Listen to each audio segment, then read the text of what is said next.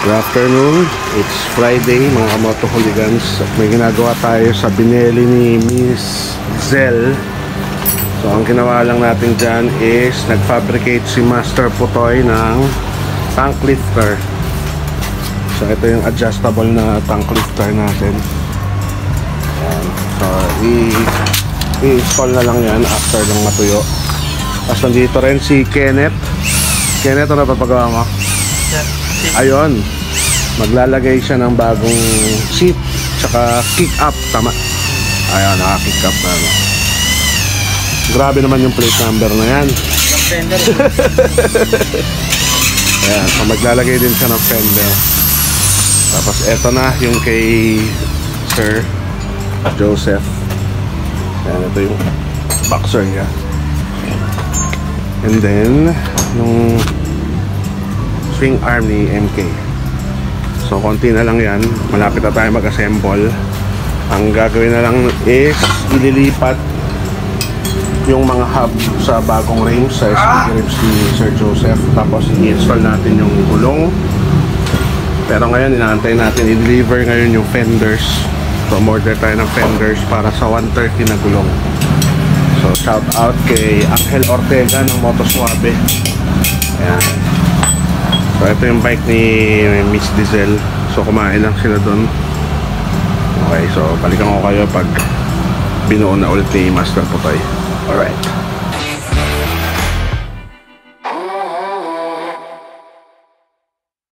So yan, kinakabit na ni Master Putoy yung clutch assist. Siyempre na-miss natin yung ano, si Dagundo. Ito na nga pala yung ano, yung status natin kay Project MK. So nilagyan din ni Master Putoy ng U-bend. Ganun din ang kinalabasan. Ayan. Okay. So para mas tago yung ano natin. Alright. So waiting na lang tayo sa tank lift. Tuyo na rin naman siya, install na natin. Ito nga pala yung may-ari, si Miss Diesel. Ayan, hello. Tsaka si Ma'am. Ano po name? May. Ayan. So, inaantay lang nila yung ano. May pangalan ba to? Billy. Ayan. Si Billy. Yung motor mo may pangalan? Wala pa rin ba yan? Ayan. So, inaantay lang natin yan. Pero so far, tapos na rin naman. Then, proceed tayo kay paring Kenneth. Okay. Alright. Ito na yung tank lift ni Miss Diesel. Napakalinis. Yan, tingnan nyo mga motoholigan sa mga nagmamotobe dyan. Ayan, ganyan yung itsura ng tank lift na ginagawa natin dito. At naglagay din ng clutch assist para malambot. Ayan. Mumonstra ko lang kung gaano kalambot. Oh, hindi late, boss. Parang tae. Hindi abot eh. Oh. Ayan, oh. Hindi late pa ginagamit ko dyan. Diba? Soft like shit. Alright, so assemble na. So ito, road test ni Miss Diesel.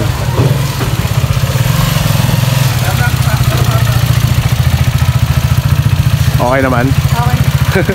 Lambot, no? Ayan, mas masarap mag-control pag ganyang kalambot ang iyong clutch. Alright. Okay, so alis na si Miss Diesel. Ma'am, thank you ha. Ingat kayo. So yun, natangkot na natin. Alright. Ingat. Alright. Okay, mabalik tayo dito. Ayun, so natapos na yung bike ni Kenneth. So, ayan, naka-kick up na siya. Tapos nag-LED strip ulit. The best talaga yung plate number niya. Ayan, naglagay siya ng fender. So, yun lang naman ang ginawa, no? Ayan yung tsura ng bike niya. Ayan. Bratters. Okay. Kasi nga naman, pre. Ayan, so si Kenneth bigla lang nag-PM to si Kenneth eh. I-live siya na, iwan na lang. Okay. So ito na muna.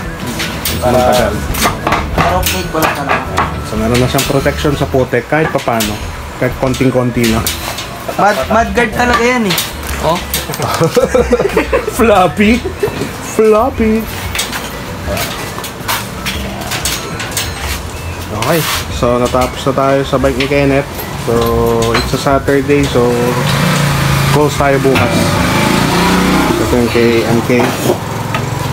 Okay. So, babalikan namin kayo sa Monday kung ano pa yung mga magagawa natin. Alright. Yun. So, pabatcha na rin si Kenneth. Kenneth, salamat ha. Hindi naman. Mataas. Hindi mo. Stop nito hindi. Ay, bolt. Oo, hindi mo. Check na lang, check. Ayan, pabatcha na si Kenneth. Kasi mo yung preno sa likod, bro. Salamat, Kenneth ha. Hindi, okay na. Alright. Time. Next time, ingat. Ingat. Okay. So, nag-repaint nga pala ako ng helmet. So, galing to kay Jebby. Ito yung itsura niya nung una. So, ayan na siya. So, inano natin na medyo post-apocalyptic yung style ng paint. So, nag-ano lang tayo. Dry brushing. Yan.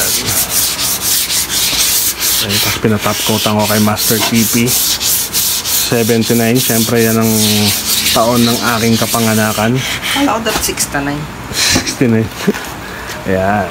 So tapos ito ginasgas lang natin kasi nagreklamo si Baldo eh, para daw ni liquid paper. Ayan. So happy accident, ginasgas natin. Yan yung nangyari nung nilihan natin. Okay. So represent. Okay naman ba po tayo?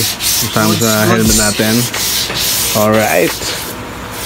Gagamitin ko to bukas. Gamit ang Mio.